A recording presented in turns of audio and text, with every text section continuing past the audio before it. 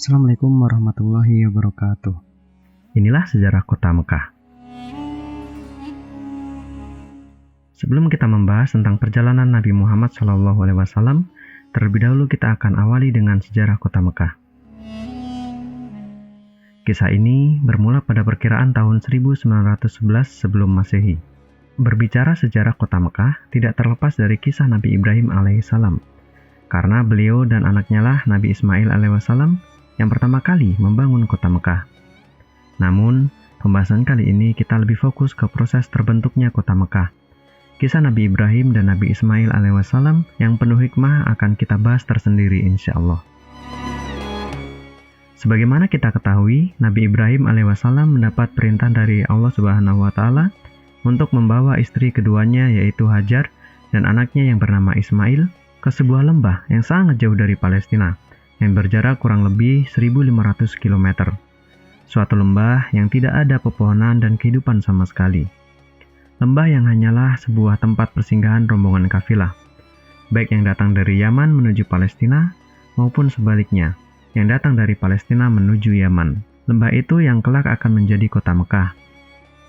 Sesampainya di lembah yang kosong, Nabi Ibrahim alaihissalam menurunkan istri dan anaknya serta meninggalkan sekantong kurma dan sebotol air. Sesaat sebelum pergi, Hajar memanggil dan bertanya, "Engkau hendak kemana? Bagaimana engkau bisa meninggalkan kami di lembah terpencil ini yang tidak ada manusia atau apapun kehidupan?" Nabi Ibrahim masih terdiam, dan Hajar kembali mengulang pertanyaannya. Hingga kesekian kali Hajar bertanya, Nabi Ibrahim hanya terdiam. Kemudian, Hajar mengubah pertanyaannya, "Apakah Allah yang memerintahkanmu untuk melakukan ini?" Berulah kemudian Nabi Ibrahim menjawab, "Ya," kata Nabi Ibrahim. Kemudian Hajar pun berkata, "Maka Allah tidak akan pernah meninggalkan kita." Kemudian Nabi Ibrahim menuju ke atas sebuah bukit kecil, mengangkat tangannya seraya berdoa, dan memohon kepada Allah Subhanahu wa Ta'ala. "Ya Allah, ya Tuhan kami, sesungguhnya aku telah menempatkan sebagian keturunanku di sebuah lembah yang tidak ada tanaman-tanaman di dekat rumah suci-Mu. Ya Allah, yang demikian itu agar mereka mendirikan sholat. Maka jadikanlah hati sebagian manusia cenderung kepada mereka dan berilah mereka rezeki dari sebuah buahan. Semoga mereka bersyukur." Doa Nabi Ibrahim alaihissalam ini pun diabadikan dalam Quran surat Ibrahim ayat 37. Ketika perbekalan yang ditinggalkan untuk Hajar dan Ismail kecil telah habis, Allah pun mengabulkan doa Nabi Ibrahim dengan memberikan Hajar dan Nabi Ismail sebuah sumur yang tidak pernah kering, yaitu sumur Zam-Zam. Beberapa waktu setelah itu, datanglah satu kabilah dari Yaman, yakni kabilah Jurhum, yang meninggalkan negerinya karena bendungan Ma'rib runtuh dan membuat kota mereka hancur. Bangsa Arab Yaman ikut berbaur dengan mereka di kawasan-kawasan itu dengan seizin Hajar. Kabilah Jurhum menetap di sana bersama Hajar. Seiring waktu, orang-orang pun berdatangan dari berbagai penjuru untuk tinggal dan menetap di lembah itu.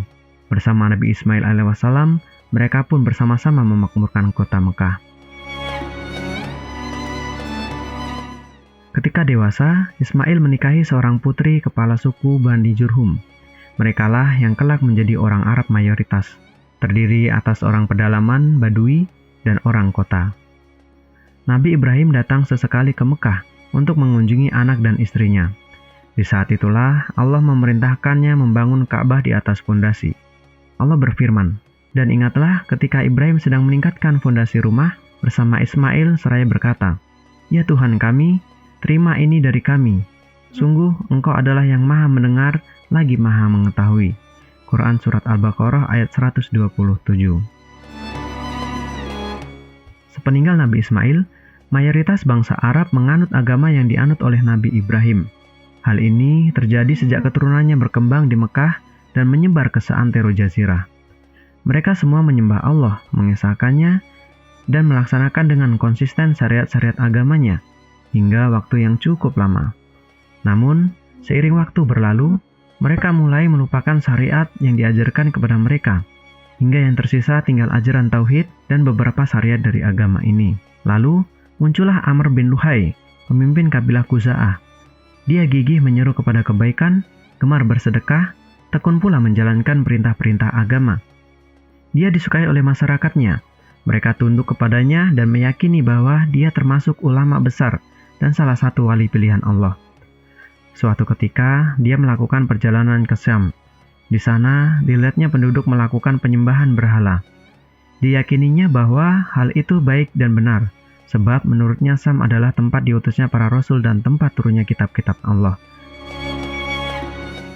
Maka pulanglah dia dengan membawa berhala bernama Hubal. Ditaruhnya patung itu di tengah Ka'bah, lalu diajaknya penduduk Mekah menyekutukan Allah. Hubal adalah berhala pertama yang dimiliki oleh orang-orang musyrik saat itu. Tidak butuh waktu lama, orang-orang Hijaz pun mengikuti penduduk Mekah karena menganggap mereka sebagai penanggung jawab Baitullah dan Tanah Suci.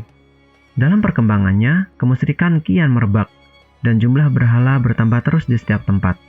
Konon, Amr bin Luhai punya pembantu dari kalangan jin. Sang jin memberitahunya bahwa berhala-berhala kaum Nabi Nuh terkubur di Jeddah. Amr melakukan penelusuran dan penggalian untuk mencari berhala-berhala itu. Setelah ketemu, dibawanya seluruh berhala itu ke Tihamah. Ketika musim haji tiba, berhala-berhala itu pun diberikan kepada sejumlah kabilah untuk mereka bawa pulang ke kampung halaman masing-masing. Dengan demikian, berhala-berhala tersebar di seantero jazirah Arab. Dapat dipastikan, setiap kabilah punya berhala sendiri. Bahkan, perkembangan selanjutnya, setiap rumah punya berhala. Tidak cuma itu, Masjidil Haram pun penuh dengan bermacam-macam berhala. Kemusyrikan dan paganisme merupakan adat dan tradisi paling fenomenal dari agama orang-orang jahiliyah.